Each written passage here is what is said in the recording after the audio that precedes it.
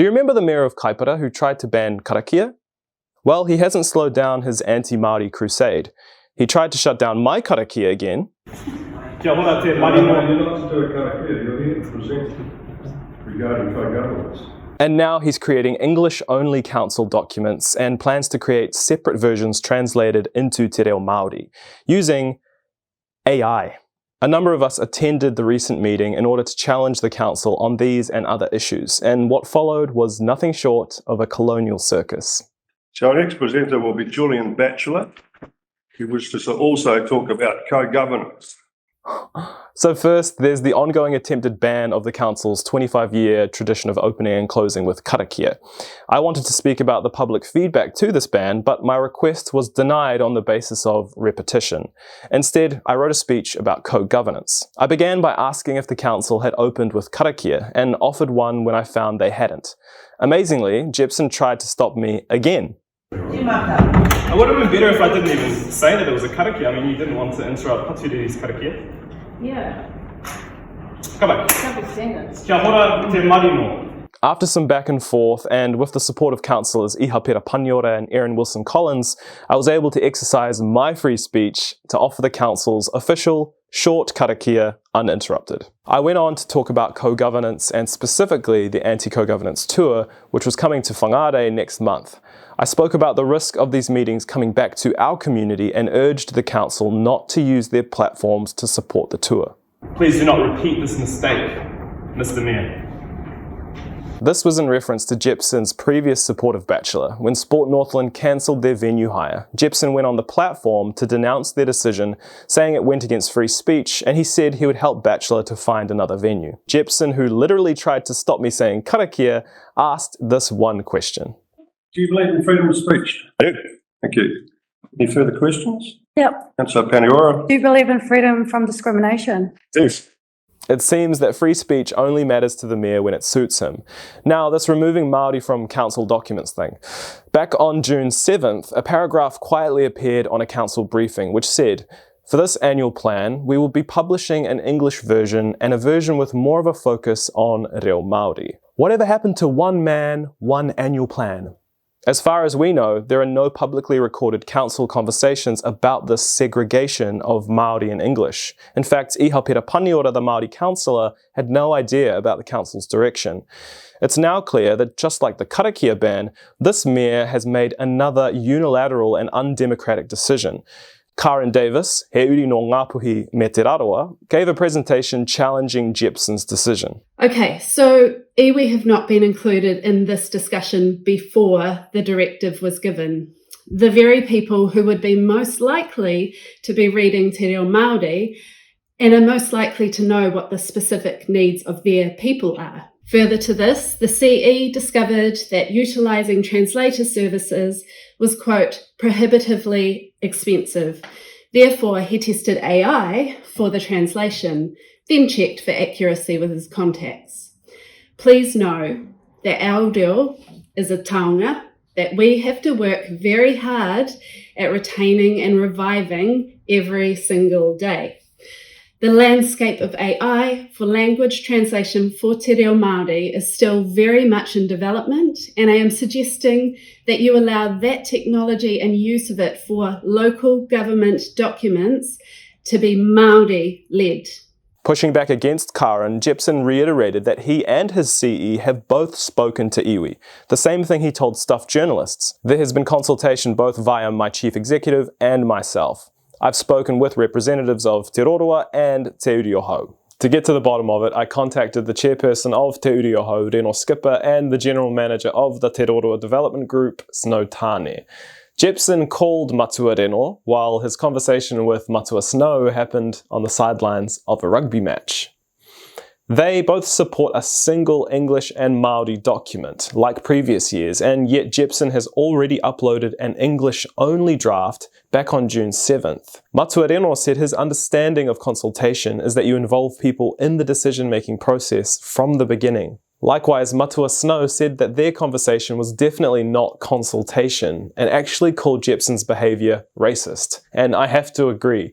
Ever since his anti-Māori ward stint in 2021, Jepson has made it his mission to go after Māori stuff. All I can say, Mr. Mayor, is that I'm glad you're not the coach of the All Blacks, because you'd probably ban the haka. From our perspective, it's clear that the Mayor's idea of consultation is calling iwi leaders to inform them of his plan and to ignore their response. Once we thought the speakers were all wrapped up, Jepson had one final surprise for us. So our next presenter will be Julian Batchelor, who was to also talk about co-governance. Now, Julian spent the whole time responding to my speech. It's like he came on just to do that. But how did he know I'd be presenting? Julian's appearance felt suspiciously orchestrated by Jepson, and if that is the case, it severely backfired as Julian's choice of words reflected poorly on himself and the Mayor. This is what he said about the woman who was assaulted and dragged by a male attendee in Papaioia. What the media did was make somebody who was a villain a hero, which we think is wrong. And if people come to our meetings and disrupt them, then they need to know that there are consequences. If that isn't inciting violence, I don't know what is. At the end, councillors got to ask questions, and Iha Pera Paniora challenged Batchelor's claim of being peaceful. Councillor Paniora, you have a question? Kia ora anō, Julian. It's Pera Paniora speaking. Can you elaborate on your statement that is as follows, quote, "Unfortunately, they're being funded by the government and it's a really bad situation. You have to help me, you guys. You can't be nice little Kiwis anymore. When New Zealanders went to war in World War II, some of them were just little sheep farmers and they got in the front line and they had a gun stuck in their hand. And they had to change from being nice, polite, nice little farmers into if you don't kill, you're going to be killed. They had to become soldiers. You can't just be nice complaining Kiwis, you have to rise up." Councillor Paniora? I stated it to elaborate on that statement. Thanks. Seems to contradict what he's just said in the presentation today, that it's him that comes. Are you familiar with that, Yes. that statement, Julian? Absolutely, I'd love to comment on that. The problem is that non-Māori have been so polite, so gracious, so kind for many, many years, and they are afraid of conflict. They don't want conflict. They're gracious, kind, loving people.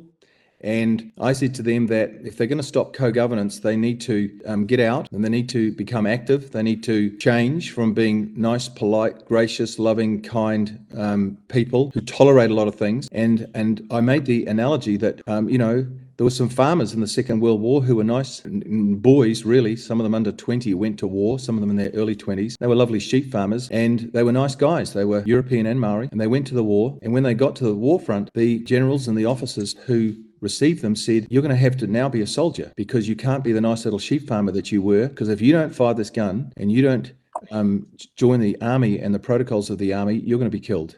So it's either you kill or you'll be killed." And that's how it was in World War II and World War I. Supplementary. Now, look, I'm going to stop this now. Thank you very much, Julian, for your presentation. We can move on with our meeting. Supplementary. Can I ask? Supplementary question. I'm moving on. Thank you very much. I have questions. No, I'm not having any more questions. We've run out of time. Unfortunate, because Julian All right, okay. has come Some more here to questions. speak to us, and We'll have some more. at the end of the day, Question from you, okay? okay, great, I've got three. Julian, I'm having three. is when you gave notice to present for the meeting, because you weren't in our agenda. Thank you. Well, that's up for the council to tell me. Maybe I can answer that. What was the question? The question, Julian, is when did you give notice to present to us at council, because you're not on the agenda? There's quite a few presenters today, not on the agenda. You'll have to ask the council Do staff. you not, when you, I'll answer the question for you. I will answer sorry. the question for you. I've got another question. Do you not Answer the question. take notice? Mr. Batchelor came through and Added to the speak list. quiet. Okay, hang on. Mr. Batchelor asked to present today. I think it was this morning, wasn't it? It was. I asked. He sent an email and has It's too late. have a discretion to allow, so I did. Thank you for answering that. Why does Jepson sound like Julian's lawyer here? Did you invite Julian on, Mr. Mayor? Did you invite him on? Because he seems like he came on. We'll not just have any this interference from the gallery, please. morning. No, but that's kind of Mr. weird. Julian, well, I will answer your question. Mr. Batchelor requested to be heard, and as the chairman of this meeting, I have the prerogative to hear anybody I wish. Official Okay, and we have freedom of speech here, so I've allowed everybody more than a fair go. So thank you. We'll move on.